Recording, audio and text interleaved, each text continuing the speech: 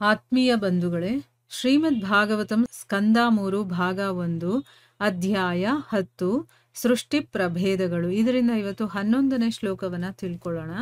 ಶ್ಲೋಕ 11.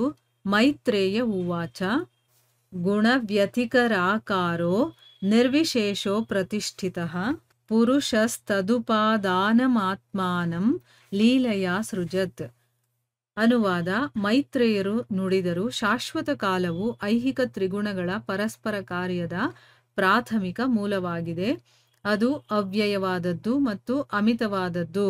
ಅದು ಐಹಿಕ ಸೃಷ್ಟಿಯಲ್ಲಿ ದೇವೋತ್ತಮ ಪರಮಪುರುಷನ ಲೀಲೆಗಳಿಗಾಗಿ ಅವನ ಉಪಕರಣವಾಗಿ ಕೆಲಸ ಮಾಡುತ್ತದೆ. ಇದು ಶ್ಲೋಕ ಮತ್ತು ಅದರ ಅನುವಾದ. ಈಗ ನಾವು ಭಾವಾರ್ಥದ ಮೂಲಕ ಇದರ ಅರ್ಥವನ್ನು ತಿಳ್ಕೊಳ್ಳೋದಕ್ಕೆ ಪ್ರಯತ್ನ ಮಾಡೋಣ. ಓದ ಭಾಗದಲ್ಲಿ ನಾವೇನು ತಿಳ್ಕೊಂಡ್ವಿ? ವಿದುರರು ಪ್ರಶ್ನೆಯನ್ನ ಕೇಳ್ತಾರೆ ಮೈತ್ರೇಯರಿಗೆ. ಅದ್ಭುತ ಕ್ರಿಯೆಗಳನ್ನು ಮಾಡುವಂತಹ ಭಗವಂತನ ಇನ್ನೊಂದು ರೂಪ ಇದೆಯಲ್ಲ, ಶಾಶ್ವತ ಕಾಲ, ಅದರ ಬಗ್ಗೆ ನನಗೆ ದಯವಿಟ್ಟು ವಿವರವಾಗಿ ತಿಳಿಸಿ. ಅದು ಹೇಗಿರುತ್ತೆ, ಏನು ಅದರ ಲಕ್ಷಣ, ಅದರ ಬಗ್ಗೆ ಎಲ್ಲ ನನಗೆ ವಿವರವಾಗಿ ತಿಳಿಸಿ ಅಂತ ಕೇಳ್ತಾರೆ. ಈಗ ಮೈತ್ರೇಯರು ಅದಕ್ಕೆ ಉತ್ತರ ಕೊಡ್ತಾ ಹೇಳ್ತಾರೆ, ಈ ಶಾಶ್ವತ ಕಾಲ ಅನ್ನೋದು ಐಹಿಕ ತ್ರಿಗುಣಗಳು, 3 ಗುಣಗಳಿದೆಯಲ್ಲ, ಅದರ ಪರಸ್ಪರ ಕಾರ್ಯಗಳಿದೆಯಲ್ಲ, ಅದರ ಪ್ರಾಥಮಿಕ ಮೂಲ. ಅದು ಅವ್ಯಯವಾಗಿದೆ, ಅಮಿತವಾಗಿದೆ. ಅಂದರೆ ಅದಕ್ಕೆ ಯಾವುದೇ ಎಂಡ್ ಅನ್ನೋದಿಲ್ಲ, ಸ್ಟಾರ್ಟಿಂಗ್ ಅನ್ನೋದಿಲ್ಲ, ಅದು ಯಾವತ್ತೂ ನಾಶ ಆಗೋದಿಲ್ಲ. ಅದು ಐಹಿಕ ಸೃಷ್ಟಿಯಲ್ಲಿ ಆ ಭಗವಂತನ ಲೀಲೆಗಳಿಗೋಸ್ಕರ ಅವನ ಉಪಕರಣವಾಗಿ ಇಲ್ಲಿ ಕೆಲಸ ಮಾಡುತ್ತೆ. ಈಗ ನಾವು ನೋಡ್ತೀವಿ, ನಮ್ಮ ಕಿವಿ ಮೂಗು ನೋಡೋದಿಲ್ಲ, ಅದು ಉಪಕರಣವಾಗಿದೆ, ಅದರ ಮೂಲಕ ಮನಸ್ಸು ನೋಡುವಂಥದ್ದಲ್ವಾ. ಅದೇ ರೀತಿ ಭಗವಂತ ಇಲ್ಲಿ ಏನೋ ಒಂದು ಕೆಲಸ ಮಾಡಬೇಕು ಅಂತಿದ್ದಾನೆ, ಲೀಲೆ ಮಾಡಬೇಕು ಅಂತಿದ್ದಾನೆ, ಅದಕ್ಕೆ ಉಪಕರಣದ ರೀತಿಯಲ್ಲಿ ಅದು ಕೆಲಸ ಮಾಡುತ್ತೆ ಅನ್ನೋದು ಇದರ ಅರ್ಥ. ಈಗ ಭಾವಾರ್ಥದಲ್ಲಿ ಗುರುಗಳು ಇದರ ಬಗ್ಗೆ ಏನು ಹೇಳಿದ್ದಾರೆ ಅಂತ ತಿಳ್ಕೊಳ್ಳೋಣ. ನಿರಾಕಾರವಾದ ಕಾಲದ ಅಂಶವು ಪರಮಪ್ರಭುವಿನ ಉಪಕರಣವಾಗಿ ಐಹಿಕ ಅಭಿವ್ಯಕ್ತಿಯ ಹಿನ್ನೆಲೆಯಾಗಿದೆ. ಇದು ಐಹಿಕ ಗುಣಗಳಿಗೆ ಒದಗಿಸಿದ ಸಹಾಯ ಘಟಕವಾಗಿದೆ. ಕಾಲ ಎಲ್ಲಿ ಆರಂಭವಾಗುತ್ತದೆ ಮತ್ತು ಎಲ್ಲಿ ಕೊನೆಗೊಳ್ಳುತ್ತದೆ ಎಂಬುದನ್ನು ಯಾರೊಬ್ಬನೂ ತಿಳಿದಿಲ್ಲ. ಈ ಕಾಲ ಮಾತ್ರ ಐಹಿಕ ಅಭಿವ್ಯಕ್ತಿಯ ಸೃಷ್ಟಿ, ಸ್ಥಿತಿ, ಲಯಗಳ ದಾಖಲೆಯನ್ನಿಡಬಹುದಾಗಿದೆ. ಈ ಕಾಲದ ಅಂಶವು ಸೃಷ್ಟಿಯ ಐಹಿಕ ಕಾರಣವಾಗಿದೆ. ಆದ್ದರಿಂದಲೇ ದೇವೋತ್ತಮ ಪುರುಷನ ಸ್ವವಿಸ್ತರಣವಾಗಿದೆ. ಕಾಲವನ್ನು ಭಗವಂತನ ನಿರಾಕಾರ ಸ್ವರೂಪವೆಂದು ಪರಿಗಣಿಸಲಾಗಿದೆ. ಇಲ್ಲಿ ಏನ್ ಹೇಳ್ತಾ ಇದ್ದಾರೆ ಅಂತಂದ್ರೆ, ನಿರಾಕಾರವಾದ ಅಂದ್ರೆ ಈ ಕಾಲ ಅನ್ನೋದು ನಿರಾಕಾರವಾಗಿದೆ. ಆ ಒಂದು ಅಂಶ ಏನು ಅಂತಂದ್ರೆ ಭಗವಂತನ ಉಪಕರಣವಾಗಿ ಇಲ್ಲೇನೆಲ್ಲ ಕಾಣಿಸ್ತಾ ಇದೆಯೋ ಈ ಐಹಿಕ ಪ್ರಪಂಚದಲ್ಲಿ, ಅಥವಾ ಇಲ್ಲಿ ಭಗವಂತನ ಲೀಲೆಗಳು ನಡಿಬೇಕು ಅಂತಂದ್ರೆ ಅದಕ್ಕೆ ಇದು ಉಪಕರಣವಾಗಿ ಭಗವಂತನ ಕೆಲಸ ಮಾಡೋದಕ್ಕೋಸ್ಕರ ಇದೆ. ಅಂದ್ರೆ ಇಲ್ಲಿ ಐಹಿಕ ಗುಣಗಳಿಗೆ ಅದು ಒಂದು ಸಹಾಯ ಘಟಕವಾಗಿದೆ. ಕಾಲ ಯಾವಾಗ ಆರಂಭ ಆಯ್ತು, ಎಲ್ಲ ಆರಂಭ ಆಯ್ತು, ಎಲ್ಲಿ ಇದು ಕೊನೆ ಆಗುತ್ತೆ ಅನ್ನೋದು ಯಾರಿಗೂ ಗೊತ್ತಿಲ್ಲ. ಯಾಕೆ ಅಂತಂದ್ರೆ ಯಾರೂ ನೋಡೋದಕ್ಕೆ ಸಾಧ್ಯನೇ ಇಲ್ಲ. ಈ ಕಾಲ ಮಾತ್ರ ಐಹಿಕ ಅಭಿವ್ಯಕ್ತಿ ಅಂದ್ರೆ ಈ ಒಂದು ಐಹಿಕ ಪ್ರಪಂಚದಲ್ಲಿ ನಮಗೆ ಏನೇನೆಲ್ಲ ಕಾಣಿಸ್ತಾ ಇದೆಯೋ ಅದರ ಸೃಷ್ಟಿ, ಸ್ಥಿತಿ, ಲಯ ಇದನ್ನ ದಾಖಲೆ ಇಡೋದಕ್ಕೋಸ್ಕರ ಇದೆ. ಅಂದ್ರೆ ಈ ಪೀರಿಯಡಿಂದ ಈ ಪೀರಿಯಡ್ವರೆಗೂ ಈ ಸೃಷ್ಟಿ ಆಯಿತು, ಇಲ್ಲಿವರೆಗೂ ಇದು ಇರುತ್ತೆ, ಆಮೇಲೆ ಇದು ನಾಶ ಆಗುತ್ತೆ ಅಂತ ಹೇಳೋದಕ್ಕೊಂದು ದಾಖಲೆ ಇಡೋದಕ್ಕೆ ಒಂದು ಸಹಾಯಕವಾಗಿ ಈ ಕಾಲ ಇದೆ ಹೊರತು ಆ ಕಾಲ ಯಾವಾಗ ಹುಟ್ಟಿತು, ಯಾವಾಗ ಕೊನೆ ಆಯಿತು ಅಂತ ಎಲ್ಲೂ ಹೇಳೋದಕ್ಕೆ ಸಾಧ್ಯನೇ ಇಲ್ಲ. ಈ ಕಾಲದ ಅಂಶ ಅನ್ನೋದು ಸೃಷ್ಟಿಯ ಐಹಿಕ ಕಾರಣವಾಗಿದೆ. ಅದಕ್ಕೋಸ್ಕರನೇ ಭಗವಂತನ ಸ್ವವಿಸ್ತರಣೆನೇ ಅದು. ಭಗವಂತನೇ ಸ್ವಯಂ, ಆದರೆ ಅದು ನಿರಾಕಾರ ರೂಪದಲ್ಲಿ ಇರುವಂಥದ್ದು. ಈ ಕಾಲಾಂಶವನ್ನು ಆಧುನಿಕ ಮನುಜರೂ ನಾನಾ ಬಗೆಯಲ್ಲಿ ವಿವರಿಸಿದ್ದಾರೆ. ಕೆಲವರು ಶ್ರೀಮದ್ ಭಾಗವತದಲ್ಲಿ ಇದನ್ನು ವಿವರಿಸಿದಂತೆಯೇ ಒಪ್ಪಿಕೊಂಡಿದ್ದಾರೆ. ಉದಾಹರಣೆಗೆ ಹಿಬ್ರೂ ಸಾಹಿತ್ಯದಲ್ಲಿ ಅದೇ ಮನೋಭಾವದಿಂದ ಕಾಲವನ್ನು ಭಗವಂತನ ಪ್ರತಿನಿಧಿ ಎಂದು ಒಪ್ಪಿಕೊಳ್ಳಲಾಗಿದೆ. ಅಲ್ಲಿ ಹೀಗೆ ಹೇಳಲಾಗಿದೆ, ವಿವಿಧ ಕಾಲಗಳಲ್ಲಿ ಮತ್ತು ವಿವಿಧ ರೀತಿಗಳಲ್ಲಿರುವ ಭಗವಂತನೇ ಗತಕಾಲದಲ್ಲಿ ಪ್ರವಾದಿಗಳ ಮೂಲಕ ಪಿತೃಗಳನ್ನು ಕುರಿತು ಮಾತನಾಡಿದ್ದನು. ಅಂದ್ರೆ ಅರ್ಥ ಏನು? ಈ ಕಾಲದ ಅಂಶವನ್ನ ಈಗಿನ ಆಧುನಿಕ ಸಮಾಜದವರು ಅಥವಾ ಆಧುನಿಕ ಮನುಷ್ಯರೇನಿದಾರೋ ಅವರು ಬೇರೆ ಬೇರೆ ರೀತಿಯಲ್ಲಿ ವಿವರಣೆ ಮಾಡಿದ್ದಾರೆ. ಕೆಲವರು ಶ್ರೀಮದ್ ಭಾಗವತದಲ್ಲಿ ಏನು ಹೇಳಿದಾರೋ ಅದನ್ನೇ ಒಪ್ಕೊಂಡಿದ್ದಾರೆ. ಉದಾಹರಣೆಗೆ ಇಲ್ಲಿ ಗುರುಗಳು ಹೇಳ್ತಾ ಇದ್ದಾರೆ, ಹಿಬ್ರೂ ಸಾಹಿತ್ಯ ಅನ್ನೋದು ಅದರಲ್ಲಿ ಏನು ಹೇಳಿದ್ದಾರೆ, ಅದೇ ಒಂದು ಮನೋಭಾವದಿಂದ, ಅಂದ್ರೆ ಭಾಗವತದಲ್ಲಿ ಹೇಗೆ ಹೇಳಿದಾರೋ ಅದೇ ರೀತಿ ಅಲ್ಲೂ ಕೂಡ ಹೇಳಿದ್ದಾರೆ. ಕಾಲವನ್ನ ಭಗವಂತನ ಪ್ರತಿನಿಧಿ ಅಂತಾನೆ ಹೇಳಿದ್ದಾರೆ. ಭಗವಂತನ ಬದಲಿಗೆ ಕಾಲ ಇಲ್ಲಿದೆ ಅನ್ನೋದು ಅಂದ್ರೆ ಭಗವಂತನ ಒಂದು ವಿಸ್ತರಣೆನೇ ಅದು. ಅಂದ್ರೆ ಭಗವಂತನ ಪ್ರತಿನಿಧಿ. ಗುರು ಹೇಗೆ ಭಗವಂತನ ಪ್ರತಿನಿಧಿಯೋ ಅದೇ ರೀತಿ ಕಾಲ ಕೂಡ ಭಗವಂತನ ಪ್ರತಿನಿಧಿ. ಅಲ್ಲಿ ಏನ್ ಹೇಳಿದ್ದಾರೆ ಆ ಸಾಹಿತ್ಯದಲ್ಲಿ ಅಂತಂದ್ರೆ, ವಿವಿಧ ಕಾಲಗಳಲ್ಲಿ ಬೇರೆ ಬೇರೆ ಕಾಲಗಳಲ್ಲಿ ಬೇರೆ ಬೇರೆ ರೀತಿಯಲ್ಲಿರುವಂತಹ ಭಗವಂತನೇ, ಅಂದ್ರೆ ಕಾಲದ ರೂಪದಲ್ಲೇ ಭಗವಂತ ಬೇರೆ ಬೇರೆ ರೀತಿಯಲ್ಲಿ ಗತಕಾಲದಲ್ಲಿ ಅಂದ್ರೆ ಹಿಂದೆ ಆಗೋಗಿರುವಂತಹ ಪ್ರವಾದಿಗಳ ಮೂಲಕ ಪಿತೃಗಳನ್ನು ಕುರಿತು ಮಾತನಾಡಿದಾನೆ ಅಂತಂದ್ರೆ ಅಲ್ಲಿ ಭಗವಂತನ ಬಗ್ಗೆನೆ ಹೇಳಿರೋದು. ಕಾಲ ಮತ್ತೆ ಬೇರೆ ಬೇರೆ ರೀತಿಯಲ್ಲಿರುವಂತಹ ಭಗವಂತ ಅಂದ್ರೆ ಅಲ್ಲಿ ಕಾಲನು ಕೂಡ ಭಗವಂತನೇ ಅನ್ನೋ ರೀತಿಯಲ್ಲಿ ಹೇಳಿದ್ದಾರೆ. ಅದಕ್ಕೋಸ್ಕರ ಅವರು ಕೂಡ ಭಾಗವತದಲ್ಲಿ ಏನು ಹೇಳಿದಾರೋ ಅದನ್ನು ಒಪ್ಕೊಂಡಿದ್ದಾರೆ. ಆ ರೀತಿನೇ ಅವರು ಹೇಳಿದ್ದಾರೆ ಅಂತ ಇಲ್ಲಿ ಉದಾಹರಣೆಯನ್ನ ಕೊಡ್ತಾ ಇದ್ದಾರೆ. ಆಧ್ಯಾತ್ಮಿಕವಾಗಿ ಕಾಲವನ್ನು ಪರಾತ್ಪರ ಮತ್ತು ನೈಜವೆಂದು ಗುರುತಿಸಲಾಗಿದೆ. ಪರಾತ್ಪರ ಕಾಲವು ನಿರಂತರವಾದದ್ದು. ಅದು ಐಹಿಕ ವಸ್ತುಗಳ ಶೀಘ್ರಗತಿಯ ಅಥವಾ ಮಂದಗತಿಯ ಪರಿಣಾಮಕ್ಕೊಳಪಟ್ಟಿದ್ದಲ್ಲ. ಅಂದ್ರೆ ಅರ್ಥ ಏನು?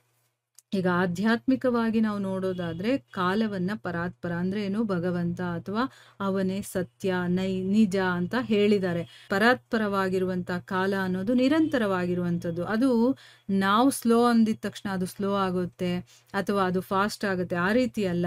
ಅದು ನಿರಂತರವಾಗಿ ಒಂದೇ ರೀತಿ ಇರುವಂಥದ್ದು. ಅದು ಐಹಿಕ ಪ್ರಪಂಚದಲ್ಲಿರುವಂತಹ ವಸ್ತುಗಳು ಸ್ಲೋ ಆಗಿದ ತಕ್ಷಣ ಅದು ಸ್ಲೋ ಆಗಿಬಿಡುತ್ತೆ, ಇದು ಫಾಸ್ಟ್ ಆಗಿದ ತಕ್ಷಣ ಅದು ಫಾಸ್ಟ್ ಆಗಿರುತ್ತೆ, ಆ ರೀತಿ ಅಲ್ಲ. ಅದಕ್ಕೆ ಸಂಬಂಧ ಇಲ್ಲ. ಅದು ಈ ಐಹಿಕ ಪ್ರಪಂಚವನ್ನ ನಡೆಸ್ತಾ ಇರುವಂಥದ್ದೇ ಹೊರತು ಇದರ ಒಂದು ಎಫೆಕ್ಟ್ ಅದಕ್ಕೆ ಯಾವತ್ತೂ ಆಗೋದಿಲ್ಲ. ಖಗೋಳಶಾಸ್ತ್ರ ರೀತ್ಯ ಮತ್ತು ಗಣಿತಶಾಸ್ತ್ರ ರೀತ್ಯ ಕಾಲವನ್ನು ವೇಗ ಪರಿವರ್ತನೆ ಮತ್ತು ನಿರ್ದಿಷ್ಟ ವಸ್ತುವಿನ ಜೀವನ ಇವುಗಳಿಗೆ ಸಾಪೇಕ್ಷವಾಗಿ ಎಣಿಕೆ ಮಾಡಲಾಗಿದೆ.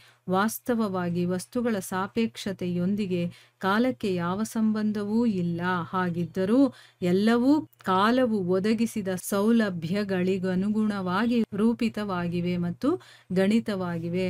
ಅಂದ್ರೆ ಅರ್ಥ ಇಲ್ಲಿ ಖಗೋಳಶಾಸ್ತ್ರ ಆಗಿರ್ಬೋದು, ಗಣಿತಶಾಸ್ತ್ರ ಆಗಿರ್ಬೋದು, ಅಲ್ಲಿ ಕಾಲವನ್ನ ನಮ್ಮ ವೇಗಗಳನ್ನ ಪರಿವರ್ತನೆ ಮಾಡುವಂಥದ್ದು, ಅಥವಾ ಒಂದು ಯಾವುದಾದ್ರೂ ಒಂದು ವಸ್ತು ಇರುತ್ತಲ್ಲ ಅದು ಇಷ್ಟು ದಿವಸ ಇರುತ್ತೆ, ಈ ಕಾಲದಿಂದ ಈ ಕಾಲದವರೆಗೂ ಇರುತ್ತೆ ಅಂತ ಎಲ್ಲ ಹೇಳಿರ್ತಾರಲ್ಲ.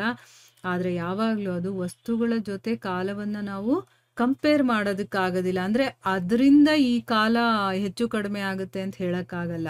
ಆದ್ರೆ ಕಾಲನೇ ನಮಗೆ ಒದಗಿಸಿಕೊಡುತ್ತೆ, ನಮಗೆ ಕೊಟ್ಟಿರುವಂತ ಸೌಲಭ್ಯಕ್ಕೆ ಅನುಗುಣವಾಗಿ ರೂಪಿತವಾಗಿದೆ ಮತ್ತೆ ಗಣಿತವಾಗಿದೆ. ಅಂದ್ರೆ ಕಾಲ ನಮಗೆ ಅದನ್ನು ಒದಗಿಸ್ಕೊಟ್ಟಾಗ ನಾವು ಅದನ್ನ ಈ ರೀತಿ ಲೆಕ್ಕಾಚಾರ ಮಾಡೋದು, ಅಥವಾ ಅದು ಇಲ್ಲಿಂದ ಇಲ್ಲಿವರೆಗೂ ಇರುತ್ತೆ, ಈ ರೀತಿ ಇರುತ್ತೆ ಅಂತ ನಾವು ಊಹಿಸಿಕೊಂಡು ಆ ಕಾಲವನ್ನ ನಾವು ಆ ರೀತಿ ಉಪಯೋಗ ಮಾಡ್ಕೊಳ್ತೀವಿ ಹೊರತು ಈ ಗಣಿತ ಆಗಿರ್ಬೋದು, ಖಗೋಳಶಾಸ್ತ್ರ ಆಗಿರ್ಬೋದು, ಅದು ಏನು ಹೇಳುತ್ತೋ ಆ ರೀತಿ ಕಾಲ ಚೇಂಜ್ ಆಗುತ್ತೆ, ಆ ರೀತಿ ಅಲ್ಲ ಅನ್ನೋದನ್ನ ಇಲ್ಲಿ ಹೇಳ್ತಾ ಇರೋದು. ಕಾಲವು ನಮ್ಮ ಇಂದ್ರಿಯಗಳ ಕ್ರಿಯೆಗಳ ಮೂಲಮಾಪಕವಾಗಿದೆ. ಅದರಿಂದಲೇ ನಾವು ಭೂತ, ವರ್ತಮಾನ, ಭವಿಷ್ಯತ್ತುಗಳನ್ನು ಎಣಿಸುತ್ತೇವೆ. ಆದರೆ ವಾಸ್ತವಿಕವಾದ ಎಣಿಕೆಯಲ್ಲಿ ಕಾಲಕ್ಕೆ ಆದಿಯೂ ಇಲ್ಲ, ಅಂತ್ಯವೂ ಇಲ್ಲ. ನೋಡಿ, ಇಲ್ಲಿ ಕಾಲ ಅನ್ನೋದು ನಮ್ಮ ಇಂದ್ರಿಯಗಳ ಮೂಲಕ ನಾವು ಮಾಡ್ತೀವಲ್ವ ಕೆಲಸಗಳು, ಅದರ ಮೂಲಮಾಪಕ. ಅಂದ್ರೆ ನಾವು ಬೆಳಗ್ಗೆ ಏನ್ ಮಾಡಿದ್ವಿ, ಬೆಳಗ್ಗೆ ಅನ್ನೋದು ಕಾಲ ಆಯ್ತು. ಈಗ ಏನ್ ಮಾಡ್ತಾ ಇದ್ದೀವಿ, ಈಗ ಅಂತಂದ್ರೆ ಈಗ ವರ್ತಮಾನ, ನಾನು ಈ ಕೆಲಸ ಈಗ ಮಾಡ್ತಾ ಇದ್ದೀನಿ ಅಂತ ಹೇಳೋದಕ್ಕೆ ಆ ಕಾಲವನ್ನ ಉಪಯೋಗಿಸ್ತೀವಿ. ಅಂದ್ರೆ ನಾವು ಹಿಂದೆ ಮಾಡಿದ್ದು ಈಗ ಮಾಡ್ತಾ ಇರೋದು, ಅಥವಾ ಮುಂದೆ ಮಾಡುವಂತ ನಮ್ಮ ಇಂದ್ರಿಯಗಳ ಮೂಲಕ ನಾವೇನೇ ಕೆಲಸ ಮಾಡಿದ್ರು ಕೂಡ ಅದನ್ನ ನಾವು ಭೂತ, ವರ್ತಮಾನ, ಭವಿಷ್ಯತ್ತುಗಳ ಮೂಲಕ ನಾವು ಎಣಿಸ್ತೀವಿ. ಅಂದ್ರೆ ಕಾಲವನ್ನ ಯೂಸ್ ಮಾಡಿಕೊಂಡು ನಾವು ಏನ್ ಕೆಲಸ ಮಾಡಿದ್ವಿ, ಯಾವಾಗ ಮಾಡಿದ್ವಿ ಅನ್ನೋದನ್ನ ಎಣಿಕೆ ಮಾಡ್ಕೊಳ್ತೀವಿ. ನಿನ್ನೆ ಮಾಡಿದ್ವಾ ಅಥವಾ ನಾಳೆ ಏನ್ ಮಾಡ್ಬೇಕು ಅಂದ್ರೆ ಆ ಕಾಲವನ್ನ ಯೂಸ್ ಮಾಡ್ಕೊಳ್ತಾ ಇದೀವಿ ನಾವು. ಆದ್ರೆ ವಾಸ್ತವಿಕವಾದ ಎಣಿಕೆಯಲ್ಲಿ ಕಾಲಕ್ಕೆ ಯಾವ ಆದಿನೂ ಇಲ್ಲ, ಅಂತ್ಯನೂ ಇಲ್ಲ. ಆದ್ರೆ ನಾವು ಅದನ್ನ ಬಳಕೆ ಮಾಡ್ತಾ ಇರೋದು, ಅದಕ್ಕೆ ನಮ್ಮ ಒಂದು ಐಹಿಕದ ಒಂದು ಏನೋ ಒಂದು ಎಫೆಕ್ಟ್ ಅದಕ್ಕಾಗೋದಿಲ್ಲ. ಕಾಲದ ಅತ್ಯಲ್ಪ ಭಾಗವನ್ನ ಕೋಟಿಗಟ್ಟಲೆ ಹಣದಿಂದಲೂ ಕೊಳ್ಳಲಾಗದು. ಆದ್ದರಿಂದ ಪ್ರಯೋಜನವಿಲ್ಲದೆ ಕಳೆದು ಹೋದ ಕ್ಷಣಕಾಲವನ್ನೂ ಜೀವನದಲ್ಲಾದ ಅತೀ ದೊಡ್ಡ ನಷ್ಟವೆಂದೇ ಎಣಿಸಬೇಕೆಂದು ಪಂಡಿತ ಚಾಣಕ್ಯನು ಹೇಳಿದ್ದಾನೆ. ಅಂದ್ರೆ ಇಲ್ಲಿ ಗುರುಗಳೇನು ಹೇಳ್ತಾ ಇದ್ದಾರೆ, ಪಂಡಿತ ಚಾಣಕ್ಯ ಇದ್ದಾನಲ್ಲ, ಅವನು ಹೇಳಿರುವಂತ ಒಂದು ಮಾತನ್ನ ಇಲ್ಲಿ ನಮಗೆ ನೆನಪಿಸ್ತಾ ಇದ್ದಾರೆ. ಅಂದ್ರೆ ಏನು, ಈ ಕಾಲ ಅನ್ನೋದು ಒಂದೇ ಒಂದು ಸೆಕೆಂಡು ಕಳೀತು ಅಂತಂದ್ರೆ ಮತ್ತೆ ಆ ಸೆಕೆಂಡನ್ನ ವಾಪಸ್ ನಾವು ತರಕ್ಕಾಗತ್ತಾ? ಇಲ್ಲ. ನಿನ್ನೆ ನಾವು ಕಳೆದಂತಹ ಸತ್ಸಂಗದಲ್ಲಿ ನಾವು ಏನೋ ಒಂದು ಒಳ್ಳೆ ವಿಷಯವನ್ನ ಕೇಳಿರ್ತೀವಿ ಅಂತ ಇಟ್ಕೊಳ್ಳಿ. ಆ ಸಮಯ ನಮಗೆ ತುಂಬಾ ಸಂತೋಷ ಕೊಟ್ಟಿರುತ್ತೆ. ಆ ಸಮಯ ಕಳೆದು ಹೋದ್ಮೇಲೆ ಮತ್ತೆ ಆ ಸಮಯ ವಾಪಸ್ ಬರುತ್ತಾ? ಇಲ್ಲ. ನಾವು ನೋಡಿ ಒಳ್ಳೆ ರೀತಿಯಲ್ಲಿ ಅದನ್ನ ಯೂಸ್ ಮಾಡ್ಕೊಂಡಿದ್ದಾಗ ನಮಗೆ ತುಂಬಾ ಖುಷಿ ಆಗತ್ತೆ. ಅದೇ ನಾನು ಈಗ ಒಂದು ಸತ್ಸಂಗದಲ್ಲಿ ಏನೋ ಒಂದು ವಿಷಯವನ್ನ ಕೇಳೋದನ್ನ ಬಿಟ್ಟು ಬೇರೆ ಏನೋ ಕೆಲಸ ಮಾಡೋದಕ್ಕೆ ಹೊರಟೋಗಿರ್ತೀನಿ. ಅದು ಏನೂ ಬೇಕಾಗಿರೋದಿಲ್ಲ, ಅಷ್ಟು ಇಂಪಾರ್ಟೆಂಟ್ ಇರೋದಿಲ್ಲ, ಸುಮ್ಮನೆ ನಾನು ಟೈಮ್ ಪಾಸ್ ಮಾಡಿರ್ತೀನಿ ಅಂತ ಇಟ್ಕೊಳ್ಳಿ. ಅವಾಗ ನಮ್ಗೆ ಏನನ್ಸುತ್ತೆ, ಅಯ್ಯೋ ನಾನು ಆ ಸಮಯವನ್ನ ವ್ಯರ್ಥವಾಗಿ ಕಳೆದು ಬಿಟ್ನಲ್ಲ. ಹಂಗೆ ಅನ್ಕೊಂಡಿದ ತಕ್ಷಣ ಅದು ವಾಪಸ್ ಬರುತ್ತಾ? ಇಲ್ಲ, ಯಾವತ್ತೂ ಬರೋದಿಲ್ಲ. ಅದಕ್ಕೆ ಇಲ್ಲಿ ಹೇಳ್ತಾ ಇದ್ದಾರೆ, ಪ್ರಯೋಜನ ಇಲ್ದೇನೆ ಕಳ್ಕೊಂಡಂತಹ ಕ್ಷಣ ಕಾಲ ಇದೆಯಲ್ಲ, ಅದು ಜೀವನದಲ್ಲಿ ಅತಿ ದೊಡ್ಡ ನಷ್ಟ ಅಂತ ನಾವು ಅನ್ಕೋಬೇಕು ಅಂತ ಪಂಡಿತ ಚಾಣಕ್ಯ ಹೇಳಿದಾನೆ ಅಂತ ಹೇಳ್ತಾ ಇದ್ದಾರೆ. ಅಂದ್ರೆ ನಮ್ಮ ಜೀವನದಲ್ಲಿ ಬರುವಂತ ಒಂದೊಂದು ಕ್ಷಣನೂ ಕೂಡ ತುಂಬಾ ಇಂಪಾರ್ಟೆಂಟು. ಅದನ್ನ ನಾವು ಕಂಪ್ಲೀಟಾಗಿ ಯೂಸ್ ಮಾಡ್ಕೊಳ್ಳೋದನ್ನ ಕಲಿಬೇಕು. ವ್ಯರ್ಥವಾಗಿ ಯಾವತ್ತೂ ನಾವು ಟೈಮ್ ಪಾಸ್ ಮಾಡಬಾರ್ದು ಅನ್ನೋದು ಇದರ ಅರ್ಥ. ಕಾಲವು ಮನಃಶಾಸ್ತ್ರದ ಯಾವುದೇ ರೂಪಕ್ಕೆ ಅಧೀನವಾಗಿಲ್ಲ ಅಥವಾ ತಮ್ಮಲ್ಲೇ ಕ್ಷಣಕಾಲದ ವಾಸ್ತವ ಸತ್ಯವೂ ಆಗಿಲ್ಲ. ಆದರೆ ಅವು ನಿರ್ದಿಷ್ಟ ಅನುಭವಗಳನ್ನು ಅವಲಂಬಿಸಿದೆ. ನೋಡಿ, ಈ ಕಾಲ ಅನ್ನೋದು ಮನಃಶಾಸ್ತ್ರ ಇದೆಯಲ್ಲ, ಅದರಲ್ಲಿ ಯಾವುದೋ ಒಂದು ರೂಪ ಕೊಟ್ಬಿಟ್ಟು ಹೀಗಿದೆ ಹಾಗಿದೆ ಅಂತ ಹೇಳೋದಕ್ಕೂ ಸಾಧ್ಯ ಇಲ್ಲ. ಅದಕ್ಕದು ಅಧೀನವಾಗಿಲ್ಲ.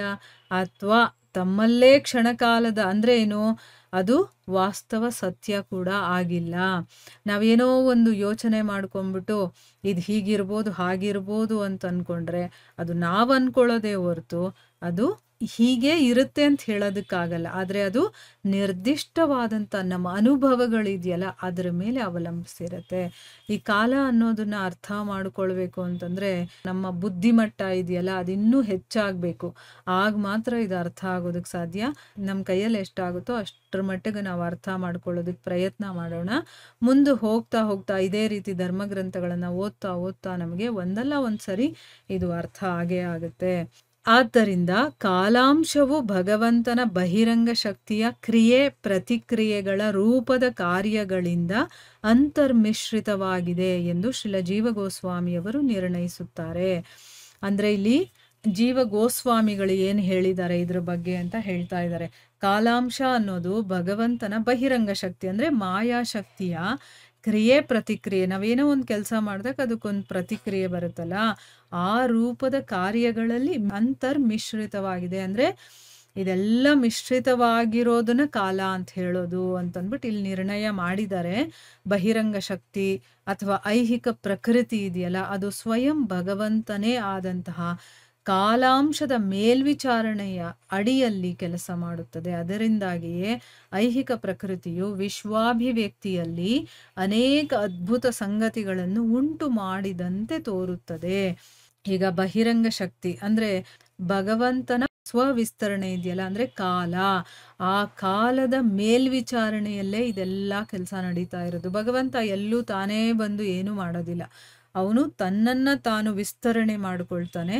ಈಗ ಈ ಒಂದು ಸೃಷ್ಟಿಯನ್ನ ಅವನು ನೋಡ್ಕೊಳ್ಬೇಕು, ಮೇಲ್ವಿಚಾರಣೆಯನ್ನ ಅವನೇ ತಗೊಳ್ಬೇಕಲ್ಲ, ಒಂದು ಬಾಸ್ ಆಗಿರ್ಬೇಕಲ್ಲ. ಅದು ಯಾವ ರೀತಿ ಮಾಡ್ತಾ ಇದ್ದಾನೆ ಅಂತಂದ್ರೆ ಕಾಲಾಂಶದ ರೂಪದಲ್ಲಿ ಕಾಲನಾಗಿ ಇಲ್ಲಿ ಅವನು ಈ ಮೇಲ್ವಿಚಾರಣೆಯ ಕೆಲಸವನ್ನ ಮಾಡ್ತಾ ಇದ್ದಾನೆ. ಅದಕ್ಕೋಸ್ಕರನೇ ಈ ಐಹಿಕ ಪ್ರಕೃತಿಯಲ್ಲಿ ಬೇಕಾದಷ್ಟು ಅದ್ಭುತ ಸಂಗತಿಗಳು ನಡೀತಾ ಇರುತ್ತೆ. ನಮ್ಗೆ ಹಂಗ ಅನ್ಸುತ್ತೆ, ಆದ್ರೆ ಅದೆಲ್ಲ ಭಗವಂತನ ಒಂದು ಕೆಲಸ, ಅವನ ಒಂದು ಲೀಲೆಗಳು. ಆದ್ರೆ ನಮಗೇನ್ ಅನ್ಸುತ್ತೆ, ಇದೆಲ್ಲ ಅದ್ಭುತ ನಡೀತಾ ಇದೆ ಅನ್ನೋ ರೀತಿ ನಮಗೆ ಅನ್ಸುತ್ತೆ.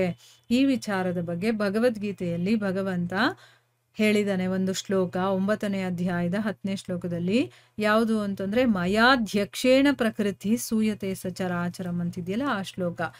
ಅದ್ರಲ್ಲಿ ಭಗವಂತ ಏನ್ ಹೇಳ್ತಾನೆ, ಅರ್ಜುನನಿಗೆ ಹೇಳ್ತಾನೆ, ನನ್ನ ಶಕ್ತಿಗಳಲ್ಲಿ ಒಂದಾಗಿರುವಂತಹ ಈ ಐಹಿಕ ಪ್ರಕೃತಿ ಅನ್ನೋದಿದೆಯಲ್ಲ, ಇದು ಎಲ್ಲಾ ಚರಾಚರ ವಸ್ತುಗಳನ್ನ ನನ್ನ ಅಪ್ಪಣೆಯಂತೆ ಸೃಷ್ಟಿ ಮಾಡಿ ಕೆಲಸ ಮಾಡುತ್ತೆ.